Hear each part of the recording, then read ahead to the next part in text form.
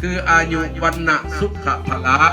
อโรคยาปฏิภาณคุณสมบัติสุริซองโลกให้หายทุกข์หายโศกหายโลกหายภัย